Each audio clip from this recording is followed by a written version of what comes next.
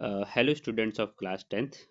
आज मैं आपके सामने क्वाड्रेटिक इक्वेशंस के इंपॉर्टेंट क्वेश्चंस लाया हूं जो कि स्पीड और डिस्टेंस पर बेस होते हैं। तो चलिए शुरू करते हैं। तो क्वेश्चन क्या है, by increasing the speed of a car by 10 kilometre per hour the time of a journey for a distance of 72 kilometre is reduced by 36 minutes.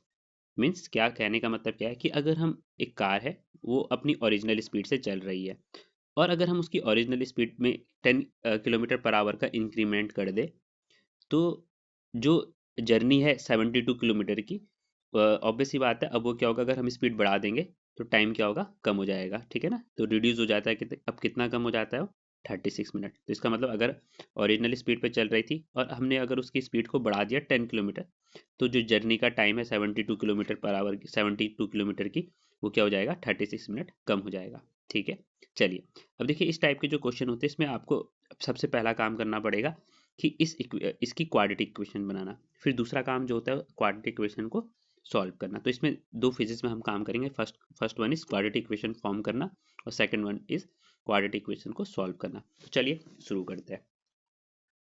ठीक है, तो चलिए इसमें देखिए सबसे पहले तो हमें क्या दी हुई है, डिस्टेंस दी हुई है। ये डिस्टेंस दोनों ही केसेस में सेम रहेगी, तो मैं यहाँ पे लिख देता हूँ डिस्टेंस दैट इज 72 किलोमीटर। ठीक है, अब देखिए इसकी जो ओरिजिनल स्पीड है ये हमें निकालनी है। तो ये निकालनी है तो इसको हमें क्या मान लेता हूँ, एक्स मान लेता हूँ। Let original speed of car is x. ठीक है, एक्स क्या, किलोमीटर पर आवर। ठीक है, ये यूनिट हो गई आपकी। चलिए अब यहाँ पे क्या है, अगर मान लो डिस्टेंस आपकी 72 है और स्पीड एक्स है, तो यहाँ पे देखिए आपको स्पीड डिस्टेंस और टाइम में रिलेशन पता होना चाहिए। तो स्पीड इक्वल टू क्या होता है, डिस्टेंस अपॉन टाइम। तो अगर हमें टाइम निकालना होगा तो देखिए टाइम, ये टी इधर चला जाएगा और एस इधर अपॉन में आ जाएगा, तो टाइम क्या हो जाएगा, डी अपॉन एस। ठीक है, तो अब इस जर्नी को पूरा करने में कितना टाइम लिया जाएगा, देखिए टाइम टेकन, इसको मैं T1 बोल देता हूँ। ठीक है, तो यहाँ पे देखिए डिस्टेंस 72 है और स्पीड क्या है, एक्स है। तो मैं यहाँ पे एक बार दोबारा लिख देता हूँ formula, D upon S. Distance कितनी है 72 और ये एक्स। ठीक है, तो क्योंकि स्पीड किलोमीटर पर आवर में है और डिस्टेंस भी किलोमीटर में है, तो यहाँ पे जो टाइम की यूनिट आएगी ये आवर में आएगी। ठीक है, तो 72 अपॉन एक्स आवर टाइम लिया जाएगा। अब देखिए जरा क्वेश्चन के अकॉर्डिंग कार की स्पीड कितनी हुई, 10 किलोमीटर बढ़ गई। ठीक है ना, ओरिजिनल कितनी है एक्स, यानी कि एक्स में हम क्या करेंगे, 10 ऐड कर देंगे। ठीक है, तो यहाँ पे मैं लिख देता हूँ speed of car increase by, speed of car increase by, increase by 10 kilometre per our. ये 10 किलोमीटर पर आवर क्या हो गई, बढ़ गई।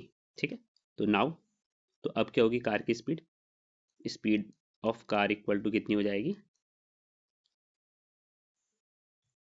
ये हो जाएगी स्पीड ऑफ कार देखिए पहले एक्स थी तो कितनी हो जाएगी अब x plus 10 kilometre per our हो जाएगी। ठीक है, चलिए अब देखिए डिस्टेंस हमेशा वही रहेगी। डिस्टेंस क्या रहेगी, इसमें 72 किलोमीटर ही रहेगी।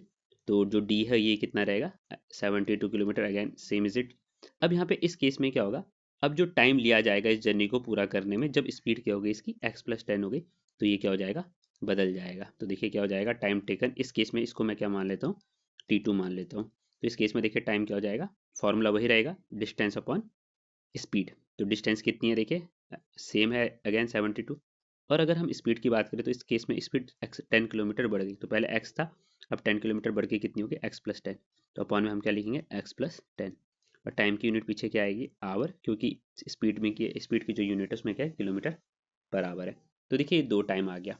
अब देखिए इसमें क्या बोला हुआ है कि जो जर्नी का टाइम है जब स्पीड 10 किलोमीटर बढ़ गई तो कितना हुआ, 36 मिनट कम हो गया। तो यानी कि देखिए यहाँ पे स्पीड एक्स है और यहाँ पे एक्स प्लस 10 है।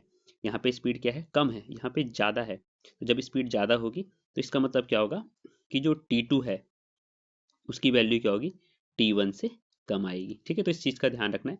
तो ये वाला जो पोर्शन होगा, ये वाला जो फ्रैक्शन होगा, ये 72 अपॉन एक्स वाले फ्रैक्शन से क्या होगा, छोटा होगा। ठीक है, तो मैंने यहाँ पे लिख दिया T2 is less than T1। तो यहाँ पे एक और चीज़ लिख देता हूँ कि जो टाइम का डिफरेंस दिया है, तो ये लिख देता हूँ मैं, टाइम रिड्यूस्ड बाई 36 मिनट। ठीक है, कितना रिड्यूस हो जाएगा, 36 मिनट। इसका मतलब क्या होगा कि पहले जो टाइम था T1, ठीक है, और जो बाद वाला टाइम था T2, इन दोनों का डिफरेंस कितना आ रहा होगा, 36 मिनट आ रहा होगा। ठीक है। अब क्योंकि देखिए हमने जो T1 और T2 निकाला ये तो आवर्स में निकाला है और इनका जो डिफरेंस है वो किस में आ रहा है, मिनट में आ रहा है। तो हम यहाँ पे क्या करेंगे, मिनट को आवर्स में चेंज कर देंगे। तो यहीं पे मैं मिनट को आवर्स में चेंज कर रहा हूँ, देखिए कैसे करूँगा। यहाँ पे मैं क्या करता हूँ, 36 को किससे डिवाइड कर देता हूँ, 60 से डिवाइड कर देता हूँ, क्योंकि देखिए 1 मिनट में कितने सेकंड होते हैं, 1 मिनट में सॉरी 60 मिनट जो है वो मिलकर 1 आवर बनाते हैं। ठीक है, तो यहाँ पे मैं 60 से डिवाइड कर देता हूँ मिनट को, तो ये आवर में कन्वर्ट हो जाएगा। ठीक है, तो ये आवर में कन्वर्ट हो जाएगा। अब इसको और ज़्यादा सिंप्लीफाई करेंगे तो क्या हो जाएगा, देखिए जरा, 6 से कट करेंगे, 6 6 जा 36 और 6 10 जा 60, अगेन 2 से कट करेंगे तो 2 3 जा और 2 5 जा, तो ये कितना आ गया देखिए, 3/5 आवर्स आ गया। तो यानी कि दोनों में जो टाइम का डिफरेंस है जो कि 36 मिनट था, तो यहाँ पे आवर्स में ये कितना आ गया, 3/5। अब क्या करना है, देखिए यहाँ पे हमें क्या मिल गया, देखिए एक बार मैं दोबारा लिख देता हूँ इसको, T1 माइनस T2 यानी कि टाइम का जो डिफरेंस है कितना मिल गया हमें, 3/5 आवर्स। ठीक है, तो चलिए अब यहाँ पे T1 की वैल्यू रख देंगे। देखिए T1 की वैल्यू कितनी है, 72/x, तो यहाँ पे मैंने रख दिया 72/x, फिर माइनस, अब यहाँ पे क्या करूँगा मैं, देखिए T2 की वैल्यू रख दूंगा जो कि कितनी है, 72/x+10, ये रख दिया मैंने, x+10। ठीक है, चलिए और ये किसके बराबर हो जाएगा, ये 3/5 के। चलिए अब आगे मैं क्या करता हूँ, इस इक्वेशन को सॉल्व कर देता हूँ। देखिए अब देखिए यहाँ पे क्या करेंगे, हम डिनोमिनेटर ले लेंगे कॉमन, तो यहाँ पे देखिए डिनोमिनेटर का जो एलसीएम आया कितना आएगा, इन दोनों का मल्टीप्लाई। ठीक है ना, x × x+10। ठीक है, अब इसमें क्या हो जाएगा, देखिए इसके अपॉन में x+10 नहीं है, तो यहाँ x+10 की और यहाँ भी x+10 की मल्टीप्लाई हो जाएगी। ठीक है, यहाँ पे हम क्या करेंगे 72 की मल्टीप्लाई x+10 से करेंगे, फिर देखिए ये माइनस का साइन, तो देखिए इसके अपॉन में x+10 तो था पर x नहीं था, तो ऊपर नीचे x से मल्टीप्लाई हो जाएगी। ठीक है, यहाँ 72 की मल्टीप्लाई किससे हो जाएगी, x से। ठीक है, और अपॉन में इक्वल टू में क्या हो जाएगा, 3/5 ऐसे ही रहेगा। अब देखिए यहाँ पे क्या करना है, अंदर मल्टीप्लाई कर दीजिए 72 की, ये आ जाएगा 72x। ठीक है, plus 72 again into 10, 720 minus 72x upon में, अब देखिए इसकी भी मल्टीप्लाई कर दीजिए x के अंदर, तो x × x प्लस 10 × x, ये हो जाएगा 10x। ठीक है, यहाँ पे क्या हो जाएगा, देखिए 3/5। ठीक है, अब देखिए 72x में से माइनस 72x कट गया, तो यहाँ पे बचेगा 720। ठीक है, अब यहाँ पे देखिए 720 की मल्टीप्लाई किससे होगी, देखिए अभी यहाँ पे जो 5 है ना, इसकी मल्टीप्लाई मैं किससे करता हूँ, ऊपर से, और ये जो यहाँ पे x² + 10x है वो इधर चला जाएगा, तो इसकी मल्टीप्लाई किससे हो जाएगी, इस 3 से हो जाएगी। तो यहाँ पे 720 की मल्टीप्लाई होगी 5 से, और यहाँ पे 3 की मल्टीप्लाई किससे हो जाएगी, x² + 10x से। ठीक है, वैसे ये जो 3 है ये 720 को भी काटा है, चाहे तो आप इस 3 को इधर भी ले आ सकते हो। यहाँ पे देखिए मैं इधर ले आता हूँ, 720 मल्टीप्लाई बाई 5/3, यहाँ पे देखिए कितनी बार काट रहा है इसको, 3 2 जा 6 और 3 4 जा 12, 240 टाइम्स काट काट दिया इसने। ठीक है, और यहाँ पे क्या बचेगा, देखिए 3 इधर डिवाइड में आ गया, तो यहाँ पे क्या बचेगा, x² + 10x। अब मैं क्या करता हूँ, x² + 10x को पहले लिख देता हूँ, x² + 10x को मैंने पहले लिख दिया। इधर पे देखिए इन दोनों का जो मल्टीप्लाई आएगा, 240 मल्टीप्लाई बाई 5, ये कितना बन जाएगा, देखिए 5 0 जा 0, 5 4 जा 20 और 5 2 जा 10, 10 प्लस ये हो जाएगा 12।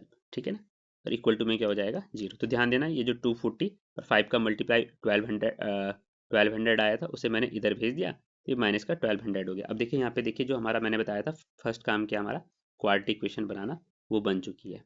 अब क्या करेंगे, इस क्वाड्रेटिक इक्वेशन को सॉल्व करेंगे। तो इसके लिए क्या करते हैं, देखिए ये जो कांस्टेंट टर्म है इसकी मल्टीप्लाई x² के कोएफिशिएंट से करूंगा, जो कि यहाँ पे क्या है, 1 है। ठीक है, तो 1 × 1200 इक्वल टू क्या आ गया, 1200। अब हम 1200 के ऐसे फैक्टर फाइंड करेंगे जिन्हें क्या करके मल्टीप्लाई करके तो कितना आता है, 1200 आता है, और अगर उनको माइनस करें तो 10 बनता है। ठीक है, तो ये काफ़ी आसान है। कौन से फैक्टर है ये, 40 और 30।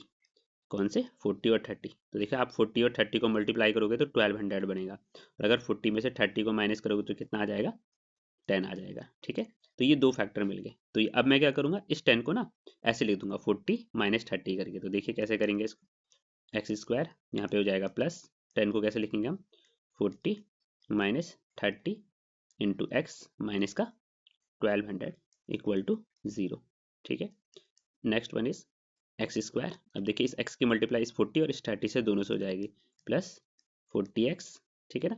अब यहाँ पे प्लस है तो यहाँ पे इसलिए साइन चेंज नहीं होंगे, इनके sign same as it is रहेंगे।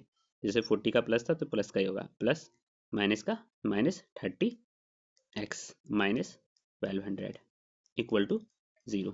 अब देखिए यहाँ से क्या होगा, इन दोनों से हम x कॉमन ले लेंगे, तो यहाँ से x कॉमन आया, यहाँ बचेगा x प्लस 40, ठीक है। और यहाँ से क्या आएगा कॉमन, माइनस 30 कॉमन आएगा, यहाँ पे क्या बचेगा, अगर हम -30 कॉमन लेते हैं, देखो माइनस का साइन, तो ध्यान रखना जब भी हम कोई नेगेटिव नंबर कॉमन लेते हैं तो जो अंदर के साइन होंगे वो बदल जाएंगे। तो देखिए नेगेटिव का था ये पॉजिटिव का बन जाएगा, ठीक है।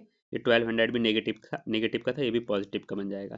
तो अगर 1200 में से हम 30 बाहर लेंगे तो यहाँ पे कितना बचेगा, 40 बचेगा, क्योंकि 40 इंटू 30 1200 होता है, इक्वल टू में 0, ठीक है।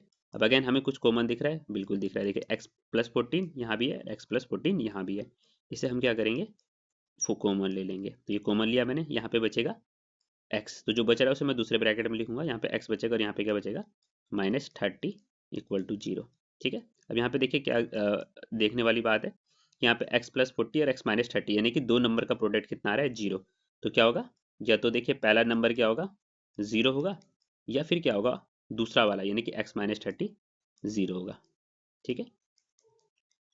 अब यहाँ से देखिए अगर x प्लस 40 0 है तो यहाँ से देखिए x की वैल्यू क्या आएगी, माइनस का 40, ठीक है ना। x की वैल्यू क्या आएगी, माइनस का 40, ठीक है ना। 40 उधर चला जाएगा, देखिए प्लस का, इधर जाके नेगेटिव का बन जाएगा।